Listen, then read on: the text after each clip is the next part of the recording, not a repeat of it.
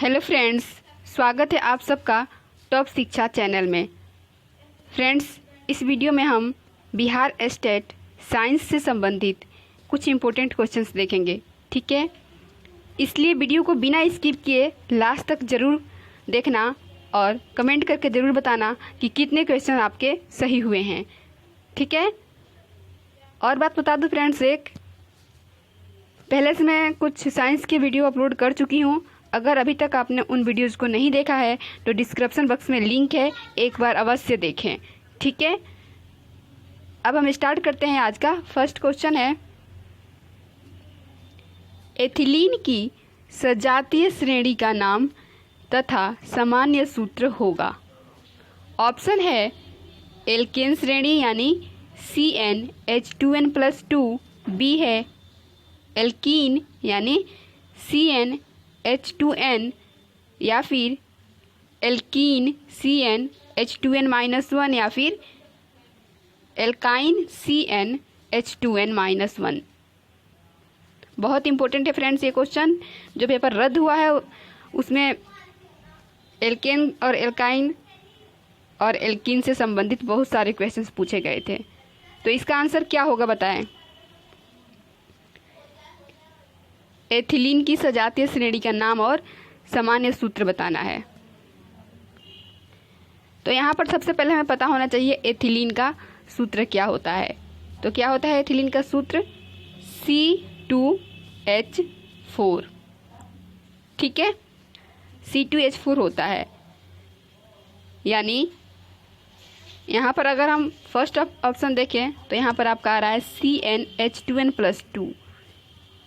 अगर हम इसमें वैल्यू पुट करें तो कितना हो जाएगा आपका, ये n की जगह पर 2 रखें और h की जगह पर क्या रखें हम 2, और ये आपका इंटू में 2 + 2, यानी आपका आ जाएगा ये C2H4 + 2 6 आ जाएगा। यानी ये नहीं होगा एथिलीन का श्रेणी। इसी तरह हम बी ऑप्शन को चेक करें तो आपका C और N की जगह पर 2 रखेंगे, H2 और N भी 2 रखेंगे यहाँ पर, तो आपका आ गया देखिए C2H4, और यही है एथिलीन का सूत्र। इसका मतलब जो एथिलीन है वो एल्कीन समूह से संबंधित है, ठीक है। और इसका जो सूत्र है वो क्या होता है CnH2n। वेरी इंपॉर्टेंट, याद रखिएगा। और साथ में ये भी याद रखना एल्केन का सूत्र क्या होता है CnH2n+2, और एल्काइन का जो सूत्र होता है वो होता है CnH2n-1। तो फ्रेंड्स, उम्मीद है कि ये क्वेश्चन आपको समझ में आया होगा। अगर क्वेश्चन समझ में आया है तो वीडियो को लाइक करिए, और चैनल को अगर अभी तक सब्सक्राइब नहीं करे हैं तो ज़रूर सब्सक्राइब करके साथ में बेल आइकन भी क्लिक कीजिए, ताकि अगर मैं ऐसे ही इंपॉर्टेंट वीडियो का क्वेश्चंस अपलोड करूं तो नोटिफिकेशन आप तक सबसे पहले पहुंचे, ठीक है। और फ्रेंड्स, अधिक से अधिक जितना हो सके इस वीडियो को शेयर करें, अपने फ्रेंड्स तक इस वीडियो को ज़रूर पहुँचाएँ। देखते हैं नेक्स्ट क्वेश्चन। क्वेश्चन नंबर 2 है, बेरिलियम का विकर्ण संबंध है। ऑप्शन दे रखा है ए मैग्नीशियम, बी एल्यूमिनियम, सी बोरोन, या फिर सोडियम। तो विकर्ण संबंध में क्या होता है, ये समूह जो होता है, मान लेते हैं ये फर्स्ट समूह है, ये सेकंड, और ये थर्ड, और ये फोर्थ, ठीक है। और आवर्त यहाँ पर मान लेते हैं ये सेकंड है और ये थर्ड आवर्त है।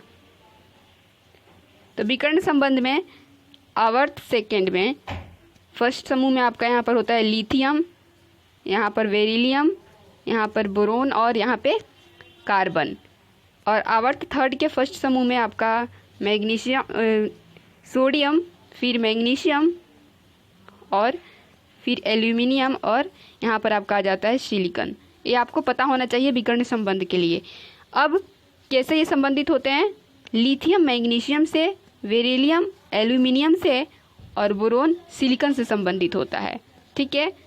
यानी आवर्त सेकंड का समूह फर्स्ट का तत्व आवर्त थर्ड के समूह सेकंड से संबंधित होता है। इसी तरह आगे चलता जाता है।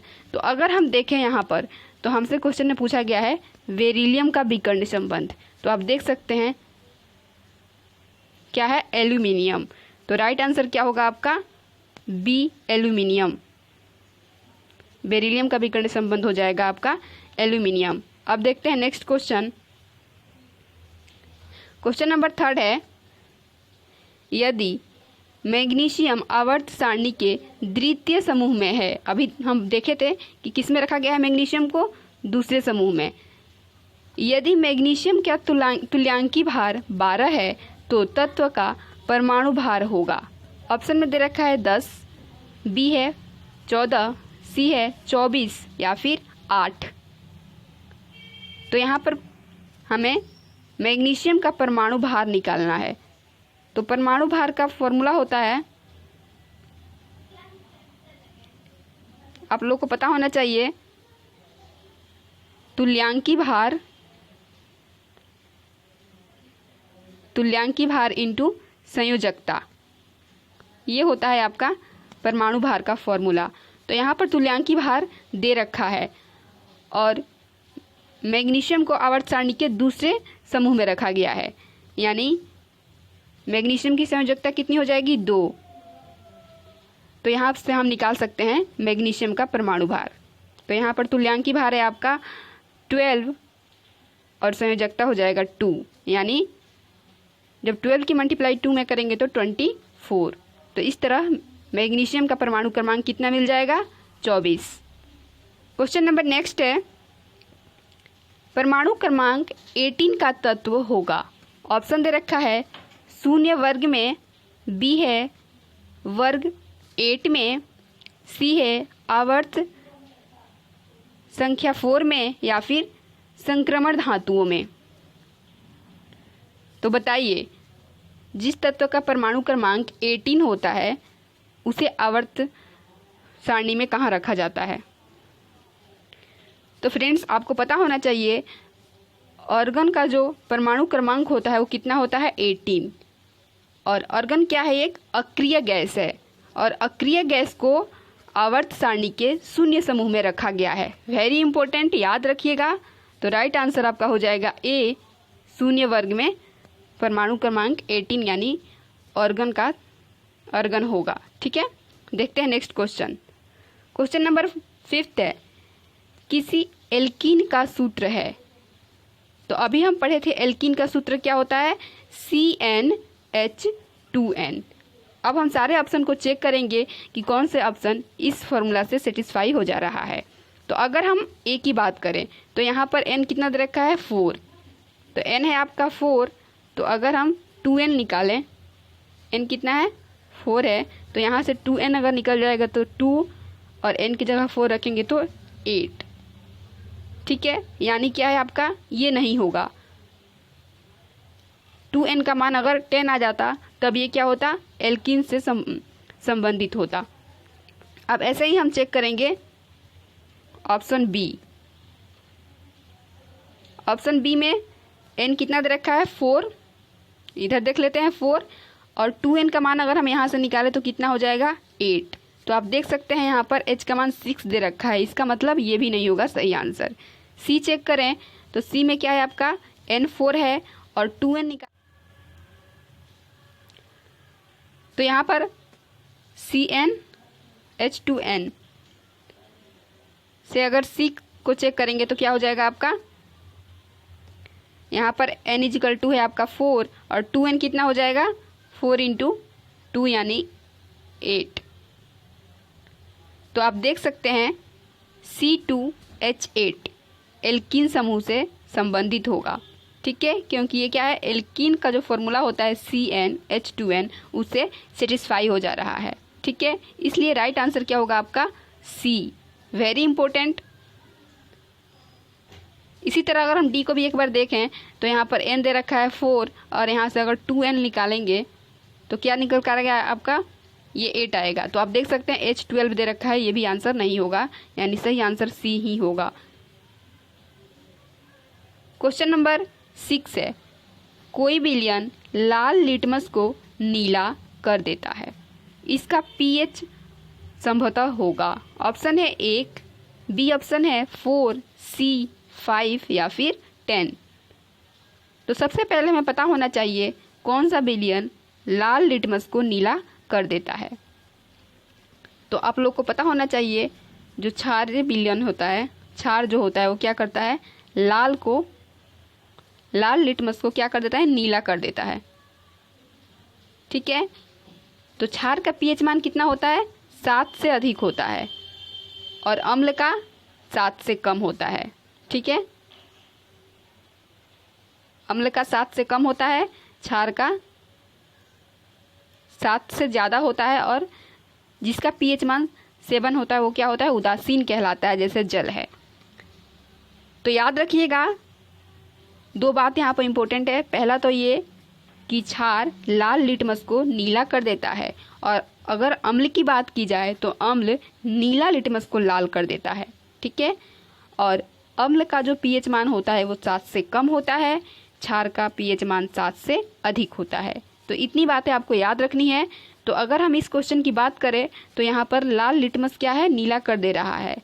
इसका मतलब वो क्या है, क्षार है और क्षार का पीएच मान कितना होता है, 7 से अधिक। तो अगर हम ऑप्शन 1, बी, सी और डी देखें तो ऑप्शन डी 7 से अधिक है यानी 10 है, जबकि ए, बी और सी 7 से कम है। तो इसका मतलब जो राइट आंसर होगा वो क्या होगा, डी 10, पीएच मान 10 होगा। फ्रेंड्स, अगर वीडियो को अभी तक लाइक नहीं करे हैं तो जल्दी से लाइक करें और अधिक से अधिक इस वीडियो को शेयर करें, तभी मैं नेक्स्ट जो वीडियो है उसे अपलोड करूंगी। क्वेश्चन नंबर 7 है, किसी विलयन का पीओएच मान कितना होगा यदि पीएच मान 9 हो। ऑप्शन दे रखा है 23, बी 5, सी है 7 या फिर 25। तो यहाँ पर हमसे पूछा गया है पीओएच का मान और पीएच का मान दे रखा है। तो फॉर्मूला होता है pOH plus pH is equal to होता है 14 के बराबर। ये आपको याद होना चाहिए फॉर्मूला। यहाँ पर बस वैल्यू पुट कर देंगे। यहाँ पर पीएच का मान 9 दे रखा है और इधर आपका 14 है। जब 14 में से 9 माइनस करेंगे तो कितना मिल जाएगा, आपका ये हो जाएगा 5। तो पीओएच मान आ जाएगा आपका 5। ऑप्शन बी राइट होगा। क्वेश्चन नंबर 8 देखें तो दे रखा है 10 की पावर -6 मोल HCl विलयन का पीएच मान होगा। ऑप्शन है 7, बी है 6, सी 0 या फिर -6। तो फॉर्मूला क्या होता है इसका, जो पीएच होता है वो हाइड्रोजन आयन के लॉग के निगेटिव के बराबर होता है। ठीक है, ये होता है आपका फॉर्मूला। अब यहाँ पर वैल्यू पुट कर देंगे, ये माइनस लॉग और H पॉजिटिव जगह पर क्या रखेंगे, 10 की पावर -6। तो इसे सॉल्व करना आपको आता ही होगा। ये क्या है, पावर यहाँ पर आ जाएगा, ये माइनस के पहले था, यहाँ पर -6 और ये आपका हो जाएगा log 10। log 10 का मान क्या होता है, 1 होता है और -1 की मल्टीप्लाई जब -6 में करेंगे तो राइट आंसर क्या हो जाएगा, +6। तो पीएच मान कितना आएगा, 6। ऑप्शन बी राइट होगा।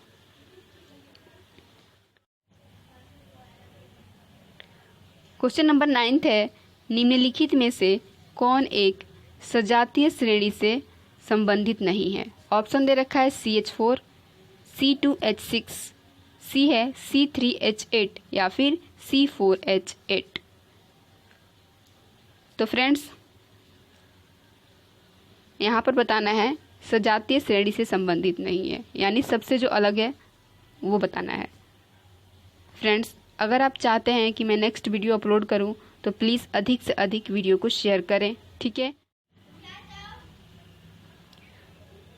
तो इस क्वेश्चन में अगर हम ऑप्शन ए की बात करें तो यहाँ पर सी कितना है, 1 है और एच है आपका 4, यानी ये कौन से फॉर्मूला से सेटिस्फाई होगा, CnH2n+2 से। ठीक है, और ये किसका फॉर्मूला होता है, एल्केन का।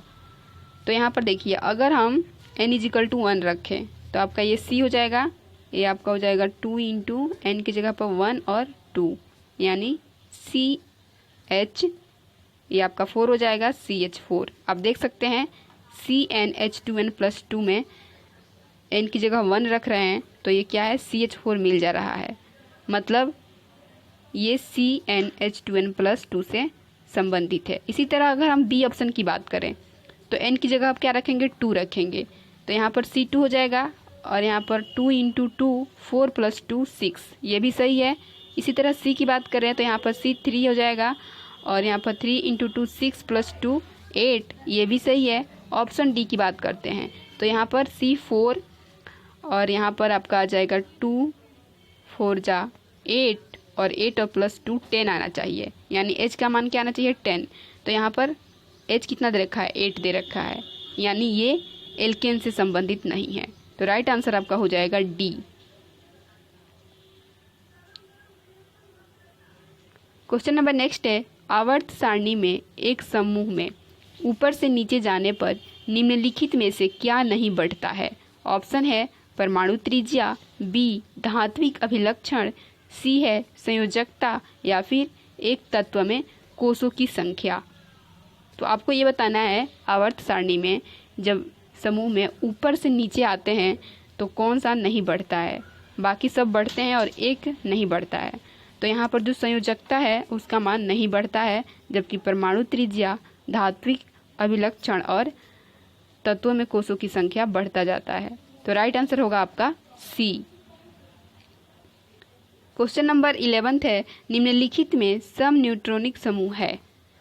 तो सम न्यूट्रॉनिक में क्या होता है, न्यूट्रॉनों की संख्या बराबर होता है, तो उसे हम बोलते हैं सम न्यूट्रॉनिक। तो कैसे चेक करेंगे, यहाँ पर ऑप्शन बी की ए की बात करें अगर, तो आपका ये दे रखा है C6 12 7N 14 और 8O 16। यहाँ से हम न्यूट्रॉनों की संख्या, अगर हम इसका न्यूट्रॉनों की संख्या निकालें तो कैसे निकालेंगे, 12 में से 6 माइनस कर देंगे, ठीक है, परमाणु भार में से परमाणु क्रमांक माइनस कर देंगे तो न्यूट्रॉनों की संख्या मिल जाएगी, यानी यहाँ पर आ गया आपका 6। इसी तरह अगर इसका निकालें 14 में से 7 माइनस करेंगे तो आपका आ जाएगा ये 7। तो आप देख सकते हैं दोनों में न्यूट्रॉनों की संख्या अलग अलग आ रहा है, इसका मतलब ये सम न्यूट्रॉनिक नहीं होगा, क्योंकि न्यूट्रॉनों की संख्या बराबर होता है उसे हम सम न्यूट्रॉनिक बोलते हैं। तो ये क्या है, ये गलत हो जाएगा ऑप्शन ए।